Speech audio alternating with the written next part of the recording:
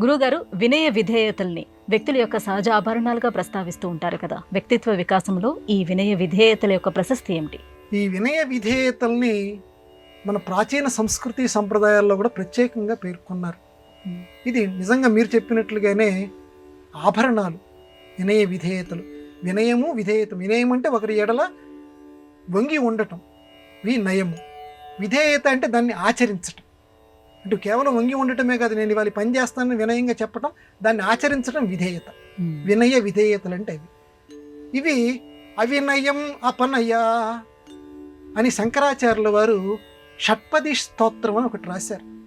ఆ షట్పది స్తోత్రంలో స్వామివారిని, ఆ విష్ణుమూర్తిని వేడుకుంటూ అవినయం అపనయ అంటాడు.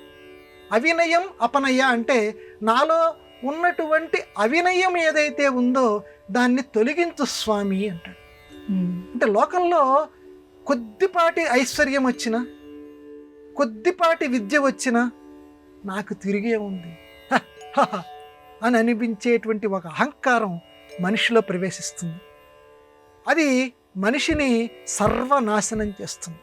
అది అవినయానికి దారితీస్తుంది. తనకంటే బాగా చదువుకున్నవాడు, వాడు మామూలు మనిషే కదా, వాడికి దండం పెట్టాల్సిన పనే ఉంది, వాడికి మనం నమస్కారం చేయాల్సిన పని, వినయంతో వాడి ముందు వంగి ఉండాల్సిన పనే ఉంది. నాకు వచ్చులే, నేను చదువుకున్న వాడికంటే గొప్పగా నేను చదువుకున్న వాడికంటే ఎక్కువ నేను సంపాదిస్తున్నా. ఇది అవినయం.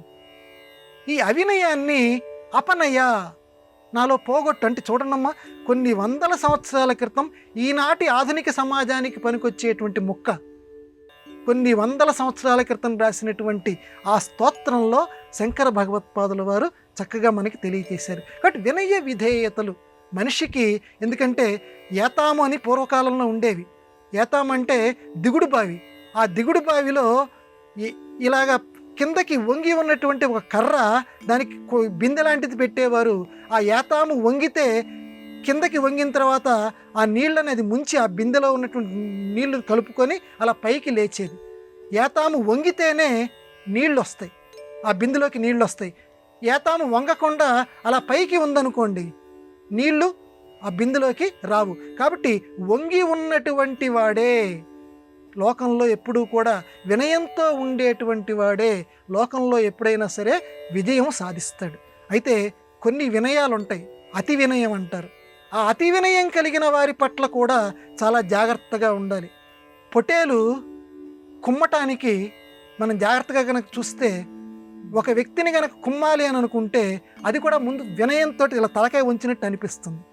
ఇలా స్ట్రైట్గా వెళ్ళి వాడిని కుమ్మదు, తల వంచుతుంది, వంచి ఒక్క కుమ్ముతుంది. అది అతి వినయం, ధూర్త లక్షణం అంటారు చూడండి. ధూర్త లక్షణం అన్నమాట పొటే లక్షణం. కాబట్టి ధూర్తుల యొక్క వినయాన్ని కూడా చాలా జాగ్రత్తగా అర్థం చేసుకుంటూ ఉండాలి ధర్మాత్ములు. కాబట్టి వినయ విధేయతలు మనిషికి ఆభరణాలే. కానీ ఎవరి దగ్గర ఆ వినయ విధేయతలు ఉన్నాయి, వాడు తన అవసరం కోసం అది ప్రదర్శిస్తున్నాడా, లేకపోతే సహజంగానే అది ప్రదర్శిస్తున్నాడా, ఆ విషయం తెలుసుకుంటూ లోకంలో మనం మసలటం చాలా మంచిది.